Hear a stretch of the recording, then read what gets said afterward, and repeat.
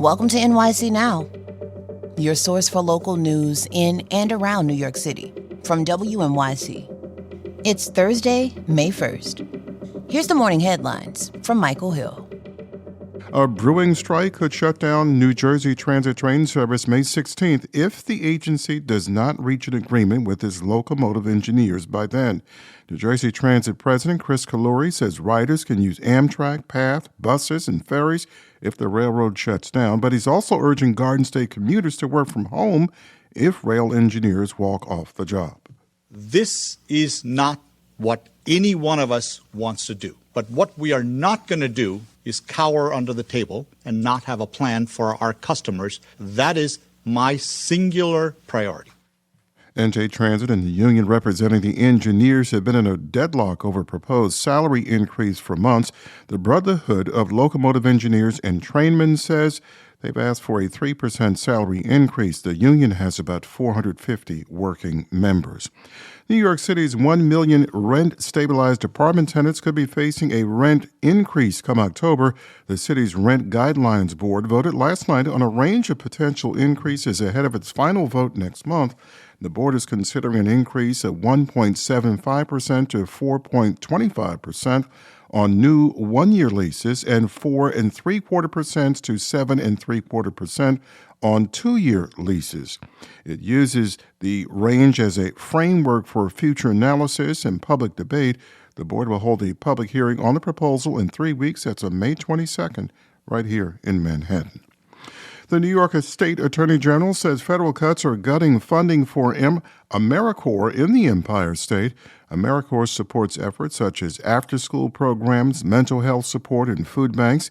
People describe it as a domestic Peace Corps.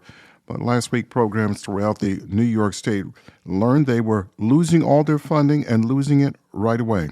Michelle Neugebauer is executive director of the Cypress Hills Local Development Corporation in Brooklyn, and she says they'll have to cut peer-led literacy programs.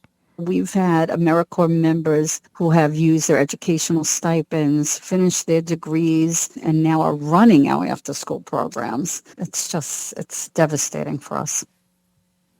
Attorney General in New York and New Jersey and 23 other states are suing to block those cuts.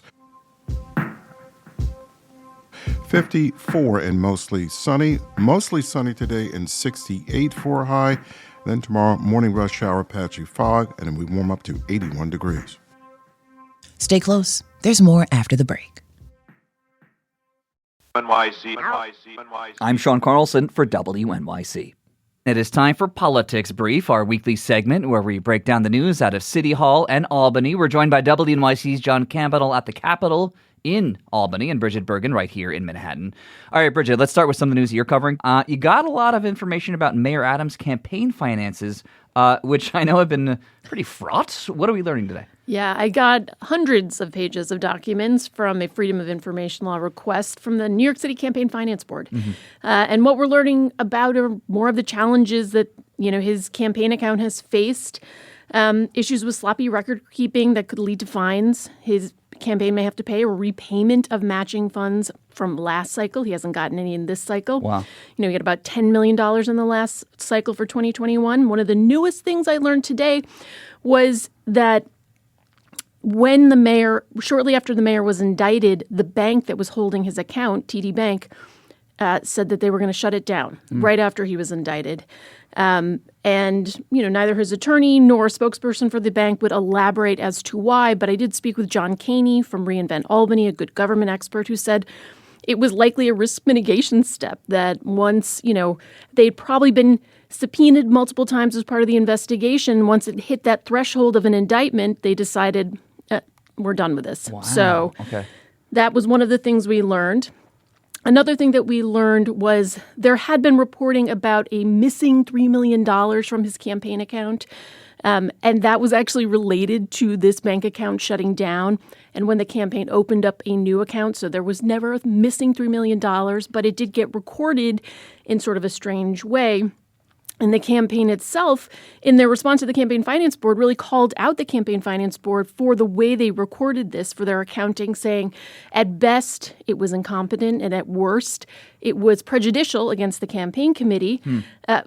But ironically, in the campaign's response to the Campaign Finance Board, which was detailed with hundreds of pages, there were about 45 pages of records from another candidate's campaign account. No, get out of town. Yeah, the Adams campaign accidentally submitted 45 pages from Jennifer Rajkumar's campaign filing as part of its explanation for issues with its own campaign account.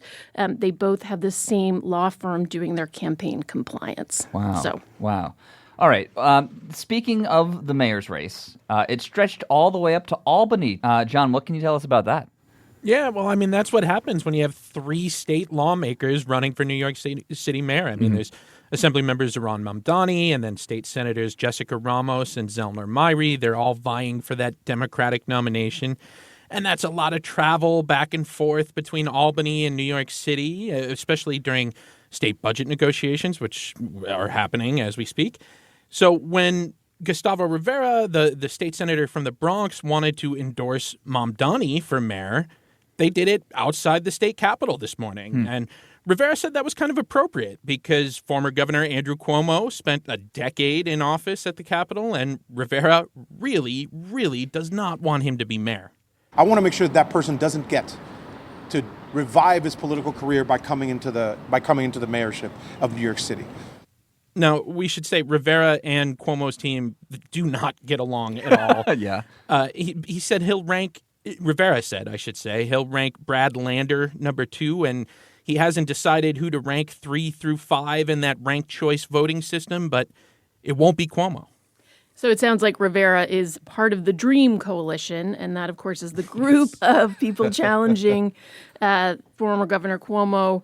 And the DREAM acronym, of course, stands for, now that they've revised it. I was going to say, it's had multiple iterations. Yeah, the current iteration is Don't Rank Evil Andrew Cuomo for Mayor. That is their language. That's not our language, but there you go. Duly noted. Okay. John, you mentioned the budget, so let's talk about that a little bit because a lot's going on that front. This is all coming, as Governor Hochul says, she has a tentative deal with state lawmakers on a $254 billion state budget. But there still seems to be some last-minute zhuzhing here, some finagling. What is the deal with that? Yeah, that's a good way to put it, Sean. Yeah. I mean, the governor did announce what she called a, quote, general agreement earlier this week, and that basically meant they struck a deal on her big policy priorities. That's things like a statewide ban on smartphone use during the school day and $2 billion worth of checks that'll go out to middle-class New Yorkers, both of which are things the governor, by the way, is hoping will help her in her reelection bid next year. But some of the actual bill language for the budget, all of the actual bill language for the budget hasn't been published yet. So there's a lot of these last-minute negotiations going on, particularly on the topic of the state prison system. You'll remember there was a wildcat strike by corrections officers that really threw the system into chaos, and the state ended up firing a couple thousand corrections officers when there was already a shortage. So now the governor and lawmakers continue to debate ways to bring the prison population down to deal with that, perhaps by letting more people out early for merit. And one other issue under discussion that really just seems to have come up in the last day or two, that's whether or not Governor Hochul should get some unilateral authority to cut the budget if there's, say, a recession or if the Trump administration and Congress hand out federal cuts. That's something they're still debating as we speak, but lawmakers are expecting to put a budget to a vote next week. Okay, well, we'll be on the lookout for that. Moving back to the city, Mayor Adams is supposed to announce his budget soon. Bridget, what are you looking out for in that? I think that the event is likely going to feel a bit like a campaign event as much as any budget announcement ever has. It's not going to be at City Hall. It's going to be at his alma mater, Bayside High School, also where City Council Speaker Adrian Adams attended, and, worth noting, Brian Lair, but not a candidate for mayor. I think we're going to see a little bit more of this trend that we've seen emerging from City Hall where Mayor Adams, sees things that are resonating with voters and, good ideas from some of his opponents and implements them. Now, because he can, because he is actually the mayor. So we saw a little bit of that yesterday. He announced an investment in after-school programs. That is something that has been really the signature campaign proposal of State Senator Zelmer Myrie of Brooklyn.